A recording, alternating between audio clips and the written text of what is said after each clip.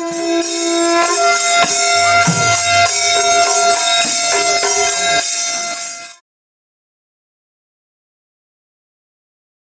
mayam ngasi si Jun gi tang kuntaret ing kumja lising ani kun manga irai numit koi ratra jatra numit numit asida ahang na adungai ing kumja lising ani gi November ani sagol sen numitta malom da thokiba laibok thiraba thodok adugi ahak na matam adugi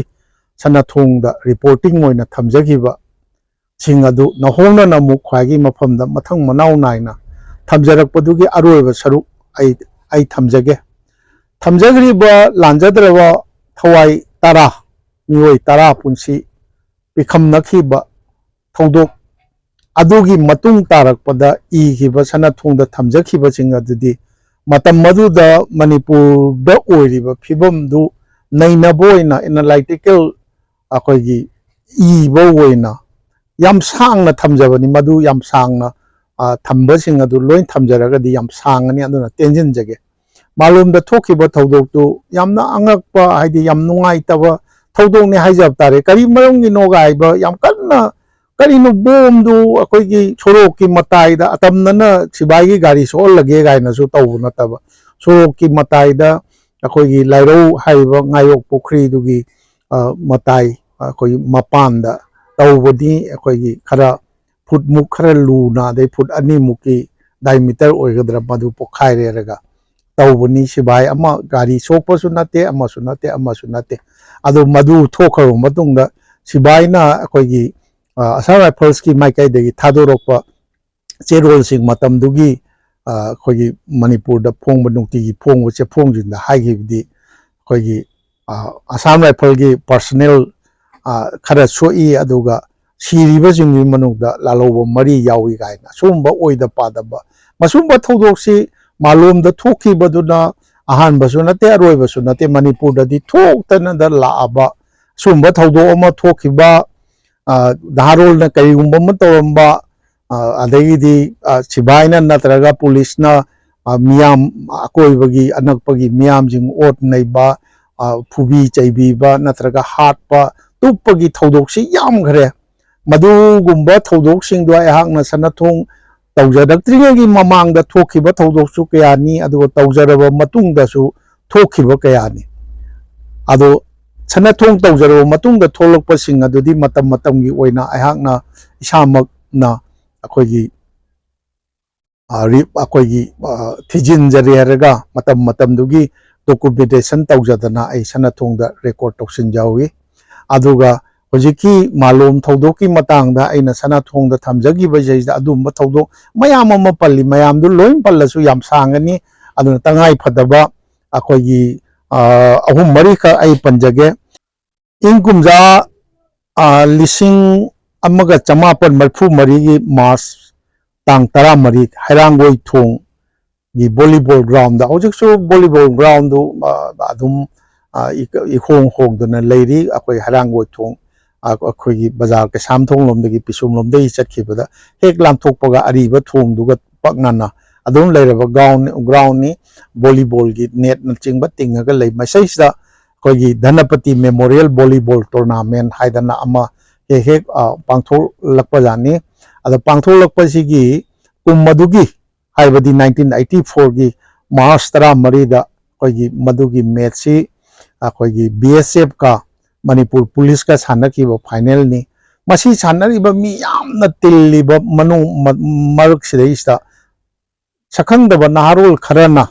akoigi kaptana CRPF ki personnel ama siraga manga sohallame raga SLR nomai ani laaga chengraba matungda CRPF singna kapakpa nong kano sing seisda akoigi misam 13 thawai thagiba masi gi hojik memorial ma ground da lei madu aina masi thamjari masigi matangji thamjage na torokpa sida ai ningsing jare aiga hojik yamna luna tinajaba maruk ama kangjam chawai da hogiba chahi 30 henbadagi aina Imphal da leijaraga Sanathong torok ngaidagi loina jarakpa maru am lei madugi thodok tumak magi mitmangda masi sining chitta hinghoba adugumba maruk amani ai mabu hayeng mak kaujare raga ai mafamduda ꯃꯁꯤꯗꯤ ꯀꯔꯝꯍꯥꯏꯅ ꯊꯣꯛꯈꯤꯕꯅꯣꯗꯣ ꯊꯝꯖꯤꯟꯖꯔꯒ ꯑꯩꯅ ꯃꯥꯂꯣꯝꯒꯤ ꯃꯔꯝꯗ ꯃꯥꯂꯣꯝ ꯃꯤꯍꯥꯠꯀꯤ ꯃꯔꯝꯗ ꯊꯝꯖꯕꯁꯤ ꯂꯣꯏꯁꯤꯟꯅꯕ ꯇꯧꯖꯒꯦ ꯑꯗꯨꯒ ꯃꯊꯪꯗ ꯌꯦꯡꯕꯤꯌꯨ 1993ꯒꯤ ꯑꯣꯛꯇꯣꯕꯔ ꯇꯥꯡ 15 ꯇꯦꯔꯥ ꯕꯖꯥꯔꯗ ꯂꯩꯕ ꯑꯩꯈꯣꯏꯒꯤ 117 ꯁꯨꯕ ꯕꯇꯥꯂꯤꯌꯟ CRPFꯀꯤ ꯀꯥꯡꯕꯨ ꯈꯔꯅ ꯑꯃꯨꯗꯣꯟ ꯂꯩꯔꯛ ꯃꯆꯤꯟꯗꯒꯤ ꯇꯣꯇꯤ ꯏꯁꯤꯡ ꯁꯣꯛꯂꯨꯔꯒ ꯍꯜꯂꯛꯄꯗ ꯁꯛꯈꯪꯗꯕꯁꯤꯡꯅ ꯀꯥꯞꯂꯝꯕꯗꯒꯤ CRPFꯀꯤ ꯃꯤꯑꯣꯏ 2 ꯁꯤꯔꯕ ꯃꯇꯨꯡꯗ ꯍꯟꯗꯨꯅ ꯀꯥꯞꯂꯛꯈꯤꯕꯗ ꯅꯨꯄꯤ ꯑꯃ ꯌꯥꯎꯅ ꯃꯤꯆꯝ 4 ꯑꯃꯨꯛ ꯁꯤꯈ꯭ꯔꯦ ꯑꯗꯨꯒꯤ ꯃꯇꯨꯡꯗ ꯈ꯭ꯔꯤꯁꯇ ꯀꯨꯝꯖꯥ 1995 ꯃꯁꯤꯗꯤ ꯑꯩꯈꯣꯏ ꯈꯪꯖꯍꯧꯔꯦ ꯑꯩ ꯁꯅꯥꯊꯣꯡ ꯌꯥꯝ ꯀꯟꯅ ꯇꯧꯖꯔꯕ ꯃꯇꯝꯅꯤ 1995ꯀꯤ ꯖꯅꯋꯥꯔꯤꯒꯤ ꯇꯥꯡ 8 RMC ꯍꯥꯏꯕꯗꯤ ꯍꯧꯖꯤꯛ ꯔꯤꯝꯁ ꯍꯥꯏꯅ ꯈꯪꯅꯔꯤꯕꯁꯤ RMC ꯀꯧꯏ RMC ꯔꯤꯖꯅꯦꯜ ꯃꯦꯗꯤꯀꯦꯜ ꯀꯣꯂꯦꯖ ꯍꯥꯏꯗꯅ ꯈꯪꯅꯔꯝꯃꯤ ꯁꯤꯒꯤ ꯒꯦꯠꯇ ꯑꯗꯣ ꯍꯥꯏꯔꯤꯕ ꯒꯦꯠꯁꯤ ꯑꯩꯈꯣꯏ ꯉꯁꯤ ꯔꯤꯝꯁ ꯔꯣꯗ ꯑꯩꯅ ꯅꯥꯝꯄꯥꯟꯗꯒꯤ ꯆꯪꯉꯛꯏꯁꯤꯒ ꯍꯦꯛ ꯃꯥꯌꯣꯛꯅꯕꯗꯧꯅ ꯃꯥꯌꯣꯛꯅꯕꯒꯤ ꯃꯑꯣꯡꯗ ꯃꯦꯟ ꯒꯦꯠꯁꯤ ꯂꯩꯔꯝꯃꯤ ꯑꯗꯣ ꯁꯤꯒꯤ ꯖꯩꯁꯤꯗ ꯑꯩꯈꯣꯏꯒꯤ ꯁꯤꯁꯨ 117 ꯁꯨꯕ ꯕꯇꯥꯂꯤꯌꯟ ꯑꯩꯈꯣꯏꯒꯤ ꯀꯩꯅꯣꯅꯤ CRPFꯀꯤ ꯀꯥꯡꯕꯨꯅꯤ ꯃꯣꯏꯒꯤ ꯀꯥꯡꯕꯨꯗ ꯀꯥꯞꯇꯨꯅ ꯅꯍꯥꯔꯣꯜꯁꯤꯡꯅ ꯑꯃ ꯁꯣꯛꯍꯜꯂꯕ ꯃꯇꯨꯡꯗ CRPF ꯀꯥꯡꯕꯨꯗꯨꯅ ꯈꯨꯗꯛꯇ ꯑꯃꯨꯛ ꯀꯥꯞꯄꯗ ꯑꯅꯛꯄꯗ ꯂꯩꯔꯝꯕ ꯃꯤ 3 ꯁꯤꯈ꯭ꯔꯦ ꯑꯗꯨꯒꯤ ꯃꯇꯨꯡꯗ ꯀꯌꯥꯃꯨꯛ ꯌꯥꯝꯅ ꯅꯨꯡꯁꯤꯒꯦꯗ ꯒꯦꯠꯀꯤ ꯃꯌꯥꯗ ꯂꯩꯔꯝꯕ ꯑꯣꯇꯣ ꯔꯤꯛꯁꯣ ꯗ꯭ꯔꯥꯏꯚꯔ इचम चमजब लांजद्रब ऑटो रिक्शो ड्राइवर चुम्न नोंमै कापकद मरुनंगा पांदना सिगिब नतब परेंग लेफलगा कापतना हाटखिबनी सुमाइन तौदना मोय तरुक परेंग लेफलगा हापखिबनी पुन्ना मियोय मापन सिगिबनी मापनदुगी मनुंगदा अखोय अरुणाचल प्रदेश तगी MBBS तंबा छात्र अमा यावगी अग नन मणिपुरी मपाल लमगी मयांग मचा अम यावगी सिगी निंसिंग खुबम अमसु लेरंबनी अदो होजिक्ति रिम्स की अखोई पाक्थोक चाउथोलक्तना सेंबा सागलकपदा अखोई निंसिंग खुबम सि लेत्रे अदगी 19 मथंगदा 1998 की जून 9 दा मोरांग लमखाइदा पेट्रोलिंग चटपा CRPF कांगबुदा ट्रक अमदा तोंगदुना लाखिबा सखंगदबसिंगना लंदादुना अहुम कापथुरगा नोंमै अनि लाखरबा मतुंगदा CRPF सिंगना मनाक्ता लेरंबा मिचम अनि कापतुना हाटखि लमखाइदा लेबा दुकान तरुक याम नुंगाइखिदबा थौदोकनी तुमना मै थागी अदगी अरोइबदा पंजगदोसिना 1999 अक्टोबर की तांग 3 सुगनुगी टोनसेन लमखाइदा UNLF नि थाजबसिंगना एम्बुश तौबदगी CRPF की सेकेंड इन कमांड यावना पर्सनल तरेट सिखि युगिनी हाइवा अमसु सिखि मतुंग तारकपदा CRPF कांगबुना मिखलगी मथौ लाकपा मियोय सिंगना तोंगलकपा बस अमदगी मियोय 3 लेंगोय लौबा लाकपा मियोय अनि बस ngairamba leisabi ma yauna punna micham tara chingthoklaga kaptuna hatki sumain tawna sumba thodoksi ekhoigi manipur sida iramdam sida adum haugiba chahi 90 rom henba sidagi adum thoktuna adum lai thoktuna lakpasi hek thodu sumba thodo ama hek thokpaga mayam थोलकनी लाउनरकनी पेंदबा बंद तौनी general strike तौनी जेसी सेंगनी सरकार दा अखोई कनो तौगदबनी चेनब मी फार दंडी पीगदबनी x gratia पीगदबनी इमुंग मनुंगी मी दा थबक पीगदबनी हाइबना चिंगबा तौरगा अदै खर लेरगा अदुम तोखिबा सरकार की माइकैदसु x gratia पीनी लाउथोकपा याव अदगी इंक्वायरी तौनगनी याव सुमाइन तौर अदुम लोसिन अदुम लाकपा अद ngasi di अखोगी मणिपुर तंपाक लमसिदा आइना खंजबदा सुमुंबा मिसी मिना पुलिस नबु वरसु सिभाई नबु वरसु अखोई मिसम सिंग हाटखिबगी मेमोरियल ओइना निंसिंग खुबम ओइना थंबा मफम थंबा लैरिबा मफम लैरिबा लेकाई खुंगंगसी लेतबा मफम जी कया लेरमरोइन थाजे माइकई खुदिंगता अमदा तौरगा अदुम लेबा अदो सुमाइन तौदना अखोई लाई मसैजा अखोइना याम नुंगाइजद्रिजे सुंबा इन्वायरनमेंट अमदा चावरइबा अखोई सुंबा थेंगरिबा अखोइसे नुंगदा अखोइना खंगजद्रगसु अखोइगी कोकसिदा अखोइगी वखल लोलसिदा अखोइगी नुंगी इगी इसेलसिदा करी करंबा वखल थैरल अखोइगी फत्तबा हाइदी सुनिंगाई ओइबा फत्तनिंगाई ओइबा करी वखल लोन पोहल्लंगदगी हाइबसे याम चिंगनिंगाय ओइबो वानी रेडियो टॉक न चिंगबदा अखोइगी मणिपुर की फावरबा साइकाट्रिस्ट डॉक्टर सिंगना ताबदा मणिपुर दे लाइना वाखल की लाइना चेन मी मयाम मसिंगजी याम यामे गाइजे चुमंगदौ माले अदुगा मसीगुंबा एनवायरनमेंट की मनुंग सिदैजा हौरक चावलइबा नाहारोल सिंगजा मसीगी वाखल लोनजिदना करी थोलंगदौ गाइना अइना सुम खंजबदा लनाय ओना खंजबनी लालंबसु याय ngasi naharol horaiba naharol singi marakta takshi khasi yaudaba wangang sangang ludaba sinaba mathak thongba orso ama orso mi phuba hatpa tuppa gi kanoda karimta chingnadawi mongda laiba mayam si ni hai si ju sum basidagi tholakpa poklakpa laina makhal amaraina khanjai ado aikhoi ji sumaina sum aina malong gi thodoki थमजबा हौरपगी वाहौदो ओइना अहानबा सरुक्ता इना पंजगी बदुने अखोइ mission प्रजासिंग याम अकनबा अखोइगी नुंग अहुंगी मरक्ता पोफम चादना लेबा येरुम दौना अखोइसि लेबा अमरोमदा किजितंग खुफै अमतंग सोइगिबदा अरेमबदा कायदना हाइदि अखोइगी पुंसिसे अरेमबदा मांगबगी मवोंगदा लेबगी फिबमदा अखोइना लाइसि याम कुइरे ngasi ngasi सो अखोइ अंगम्बा सरकार की खुलाई पाइब uniform की कांगबू सिमा अंगम्बनेना लौ यारे अदगी अमु भारत की लामीनियना लेरिबगी सरुक ओइरिबसिंग CRPF ओइसनो अमा अमा ओइसनो मोइसो अंगम्बा अमा ओइरे अदुगा अखोइगी कैनोसिदैसदा अखोइगी मरक सिदैसदा अंगम्बा अमगा लेरियेबा अमा नहारो लालोबनी बो हायरसु अदगी कैनोनी ग्रुप नी वो हायरसो अमा वो हायरसो बोदा कोना कइम तौ यादबा हायरुबा यादबा ngasi मखोई अगेंस्ट कैनोम हायरो तादि नोंगालगा फादना पुंदना हेता तौरबै फिबमदा अखोइसे अदुमाइन तौदना अदुम लेरकपसे याम कुइरे मसिनी याम नुंगाइजदबा अदुना हौगिबा अदुमै ngasi दगिदि चाही 15 23 की ममांग 2000 दी नवंबर तांग अनि दा थोखिबा मालोंग की मिहात की थौदोक की मरम द नहोंगना ख्वाई मफम द थमजबदु लोसिनजनबा आई तौजगे मसेजदा आई हैरांगोइथोंग आइना मथक्ता पंजगिबा हैरांगोइथोंग थौदोकी मफम दुदा आइगी मरुप चावबबु आई कौजरगा मंगोंदा निमित्तुदा माना थेंगनगिबा मागी पुंसीगी एक्सपीरियंस मतम दुदा माना फावगिबा अदुगा हौजिक फावदा मागी फावरिबा वाखल लोजिंग आई हयेंगी निमित्ता चचरगा आई वारी सानजरुगे असिनी अदुना आइना ख्वाई मफमदा आई हंजनिंगबदी अखोइगी मणिपुर सिदा निंगसिंग खुबों कयानो थमगदौबा अखोइ पुलिस की गुलीदा छात्र सिगिबगी मिचम नुपी कैथेन काजरकप सिगिबगी कैनोम तौबा सिबाइदा सखंगदबा नारोजिंगना कैनोम तौरमे अदगी कैनोम तौरमे हायगा सिबाइना लाजु थनाना लाजु अकोइबगी मैम ओपी नैबीबा छि अदोम थोक्तन द लाइबा कैनो ओ थौदोक ओइना लाई मसी याम पेंजदबा मसुमबसे अखोइ मैम चुंजिनरगा मसुमबसे थोक्तनबा करी तौबम थोक्के से याम कुपना खनबम अमा थोक्पराइना खल्ली अदो हौजिकी मतमददी अखोइगी मीडिया से इलेक्ट्रॉनिक तदनतन सोशल मीडिया की प्लेटफॉर्म द करीदा अखोइगी लेबाक की ओइना ngang कैसक्प मयाम अमा याम थोले कन्न कन्न ngang थोले अदो कन्न कन्न ngang अखोइगी खुनाइसिदा ngasi बावदा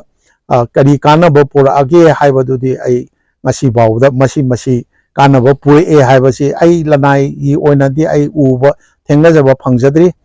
मसी हाइजरेरगा आई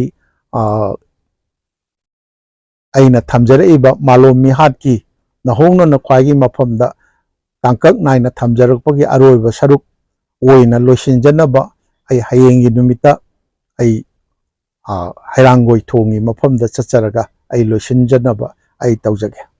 होय मयाम ngasi si जून की तांग 19 थांगजे नुमित इंग कुमजा लिसिंग अनि कुमंगा की अखोइगी नुंथिल नुमिदा वरम पुंग मंगा मखाय पासलकदोरे आई खर ngन्न लाक्सबनी अदु नोंगजे पजि तादना आई से खर थेंगदोखरे आइना लेटरीबा मफमजी हैरांगोइथोंग नि इम्फालदगी मयाई लंबीदा हाइदरागा सिगी मफमजीदा अदुंगै 1984 की March ki tang tara mari da thokhiba thodok adu gi mafam thodok thokhiba mafam du da lakjabani adu ngai thokhiba thodok thokpam gi ground du ni ada aina lakjari bisina ai gi laibok phaba haibasu ya gadra laibok phaba dagi thodok adu da laibok thiba thodok adu da nanghiba ai marup hौगिबा चाही 30 हेनबदगी याम Luna लोइना जरकपा कांगजम चावबा Singh अखोगी लंगथबाल मंत्री खोंग मखा लेकाइदगी ओजा कांगजम चावबसी थौदोक्तु नंगिबा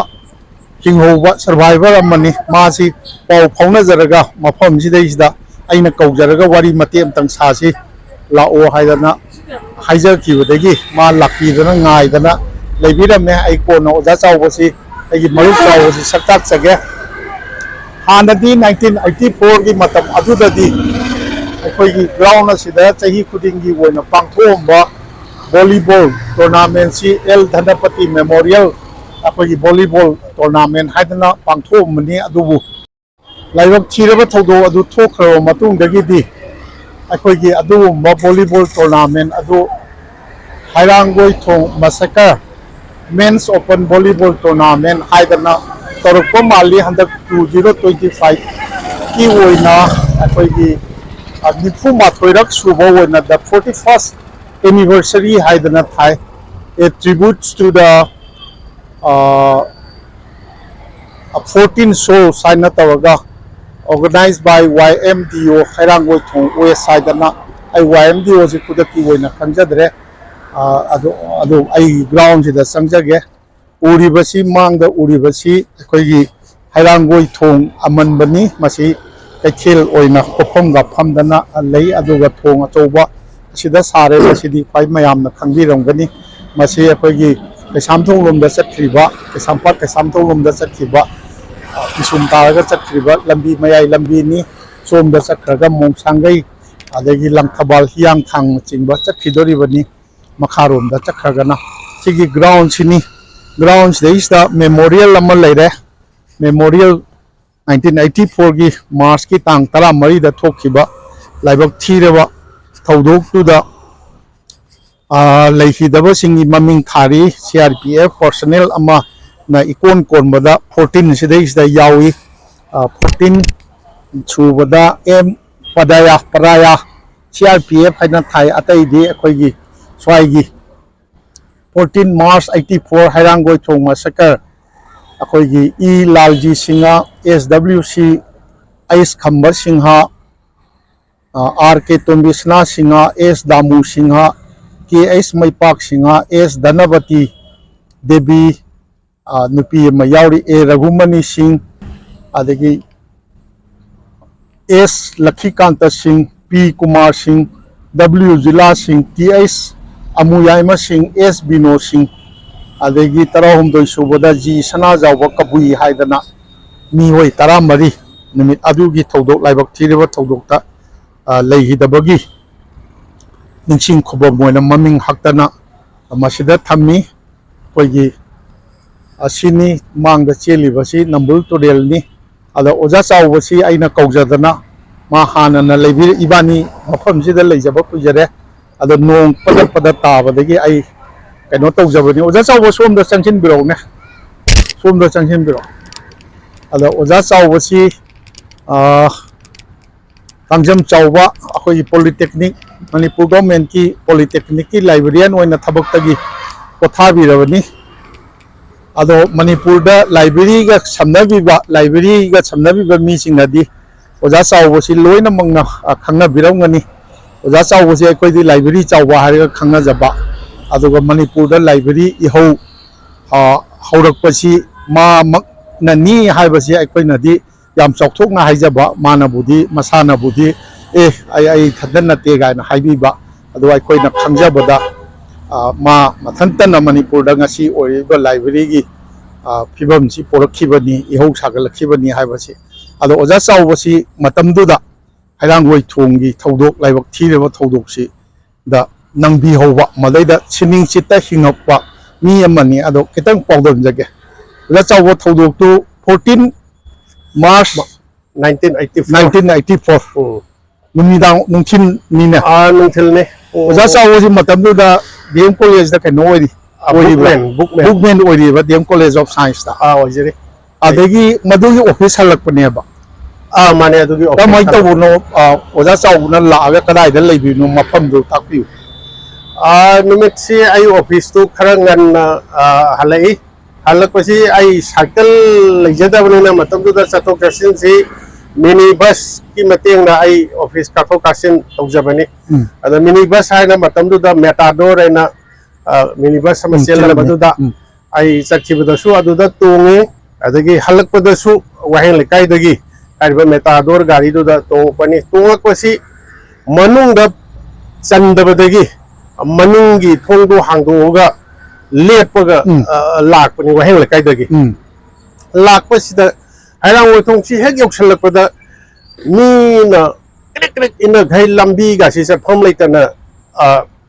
ꯐꯨꯜꯂꯒ ꯂꯩꯔꯝꯃꯦ volleyball ꯌꯦꯡꯕꯒꯤ volleyball ꯌꯦꯡꯕꯒꯤ final volleyball final ꯅꯤ ꯑꯗꯩꯗ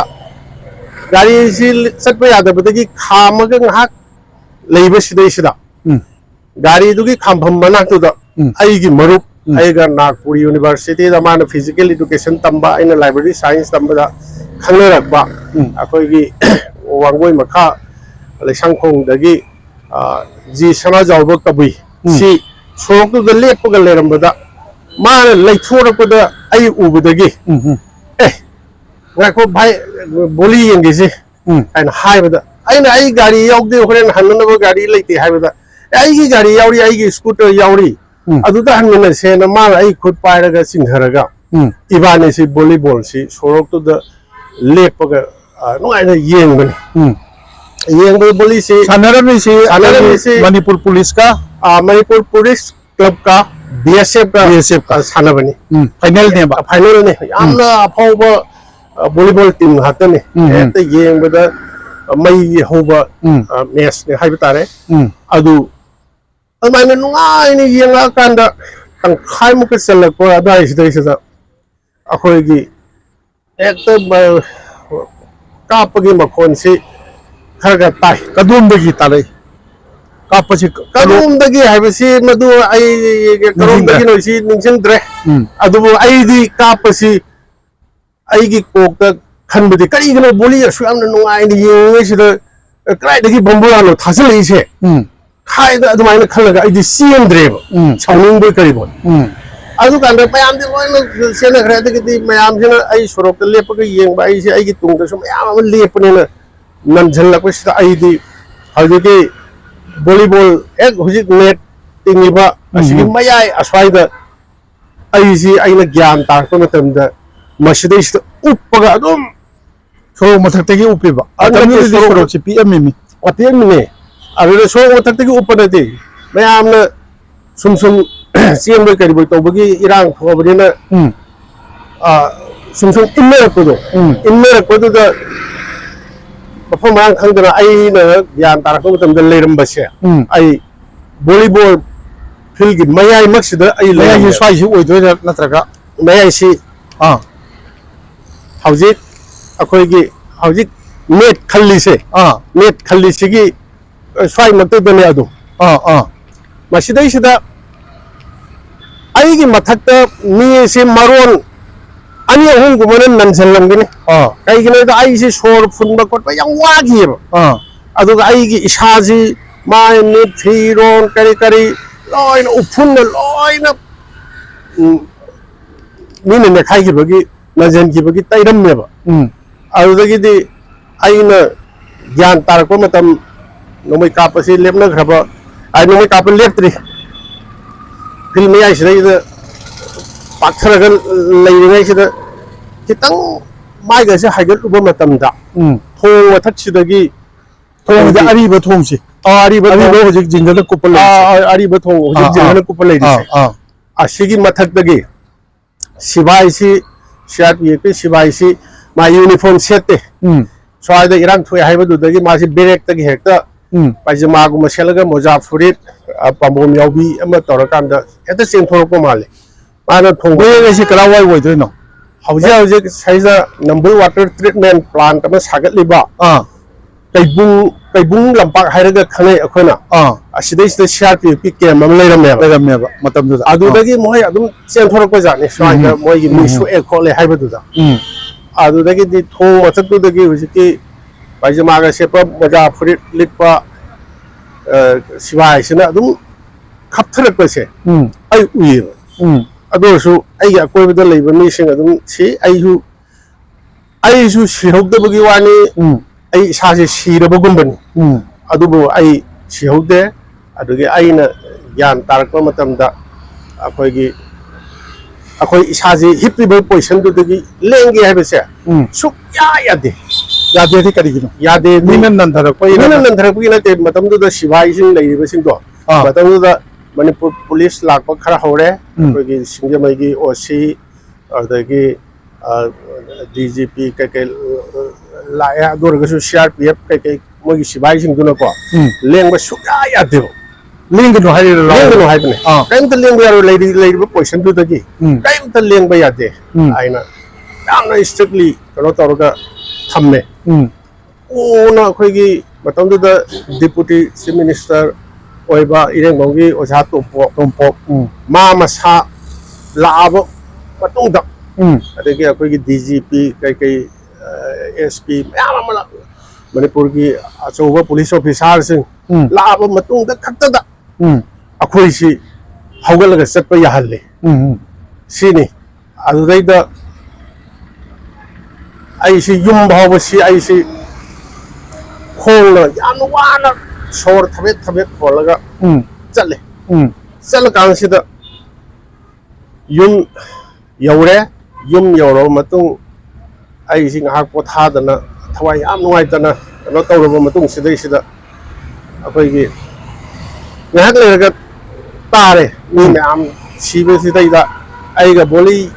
yanginaramba ai gi maru akhoi gi ji sana jawba kabui leitabadu da sibadu da mai yaw khe haibase khangi kamai khangen khangbasi sum hainara ei magi machan akhoi kano machan thokpa akhoi laikai da maitai da mayum pale adudagi adum sumathang tanarak pani sibadu da mai yaure khole haibase adu yam ngai gide matamdu radio gi pau da mi asiba jingi maming mathaga pallaga lauthokiba madu magdi ai ningjang ba thoktre adagi yam ngai taba bana aina akhoi gi mi si lengba kai yadana mai ga si thangal matung da sigi het suthek phongi makharom da haidarak pagi suthek simatta da akhoi gi laikai gi ahal iyamba ma akhoi gi konjeng bangi ta da mani aina amalerame mazu police yengam jani mazu yam sathina sokna magi mabuk sida nongmain pan madagi magi intestine se ulap song thokna lerame mama khunna yang wana phajin jarga mana ai tawre mama teng panganing gudagi ada aina khuning sina lebak sida sawra sawraga mai manakta chatke tawba matam sida sibai sina yadi yaroi nang lengba yaroi ana adu ai magi mateng du pangba ngamgite adu bu sibai mayamna asokpa adagi asiba mayam du pukhalaga hospital layengna pubada masu dum yauki mari hingobra ma yang kuina hingame do ma mrai paba haitare kona lei hidabani aduni thogdoksi amna nuai taba thogdokni ai laibu phabadagi ai sieng leibadagi hinghoba ni ado oja chawdi langthaban mantri khong makhale kai daini amani thabai ngang chatpada lambi si ngaitana nukti gi haitare ko amani aya mamutam da phauri ne ado sigi lampak sida suppose Heirangoithong di mama nge di akoina khangakpo matam dai hona volleyball su khara thawai yorok palai kai woi tab la Heirangoithong gi kano se thawai yore ne ado volleyball ga sanaba u ba lampak si u bada thawdok tu ningsing laksing baga yawak pro adum ningjang e hojik so adum nungti gidi si anga practice adum to bani nungdang ga si ꯑꯩꯈꯣꯏꯒꯤ flood ꯂꯥꯏꯠꯀ ꯊꯥꯜ ꯃꯩꯁꯤꯡꯁꯦ ꯅꯨꯡꯗꯥꯡꯗ ꯍꯣꯔꯦꯟ ꯅꯨꯡꯗꯥꯡ ꯁꯥꯟꯅꯕ ꯊꯣꯔꯛꯀꯅꯤ ꯅꯨꯃꯤꯠ ꯇꯥꯔꯀꯥꯟꯗ ꯃꯩ ꯊꯥꯜ ꯃꯩꯒ ꯂꯩꯅꯦꯀꯣ ꯃꯩ ꯌꯥꯝ ꯐꯖꯅ ꯉꯥꯟꯅ ꯊꯥꯜꯂꯒꯅꯦ ꯍꯧꯖꯤꯛ ꯑꯗꯨꯝ ꯁꯥꯟꯅꯕꯅꯤ ꯅꯨꯡꯗꯥꯡ ꯃꯩ ꯐꯖꯅ ꯂꯩꯅꯦ ꯅꯨꯡꯗꯥꯡꯗꯒ ꯍꯣꯔꯦꯟ ꯅꯨꯡꯗꯥꯡ ꯁꯥꯟꯅꯔꯛꯀꯅꯤ ꯑꯗꯨꯅ ꯑꯩ ꯃꯇꯝꯗꯨꯗ ꯍꯩꯔꯥꯡꯒꯣꯏꯊꯣꯡꯒꯤ SWC हाइसे सोशल वर्कर्स क्लब हाइसे वॉलीबॉल की दमकता मणिपुर दा ममिंग चलमिने अदुना अदु अपाव प्लेयर याम लेरंबनी अदेगिदी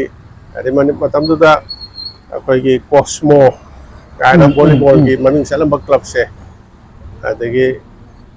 याम लेरंबे सिनी अदुंगै 1994 दा थोखिबा 1994 की मार्च की तांग तरा मरी दा थोखिबा लाइबक थीरबा ngasi अखोइगी हैरांगोइथोंग मसकर हाइना खंगनाबा थौदोकी वारी अगी मरुप चावबा कांजम चावबना मा मसामक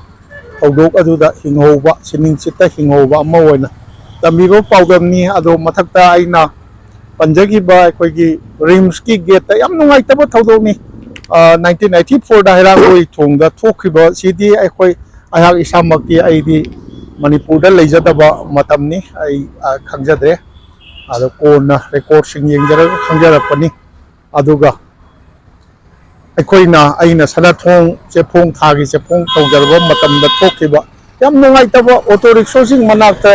लेरंबो ऑटो रिक्शा ड्राइवर सिंग परेंग लेफलगा काफी आइजनी रिम्स की गेट की दो माने माने अदो मतमदि RMC हाइरमनी रीजनल मेडिकल कॉलेज हाइरमनी कोना रिम्स हाइरपनी मधुगी अखोइगी चंगभम मेन गेट से हेक अखोइगी कनो रिम्स रोड आइना खंगनरिबा नामपालदगी चंगकपसिगा मायोंगनबदौना लेरंबनी अदुगी मनाक्तुदा मधुगी जु मेमोरियल अमल लेरंबनी आइदु ngarangdu ai चचरुबनी मफमदुदा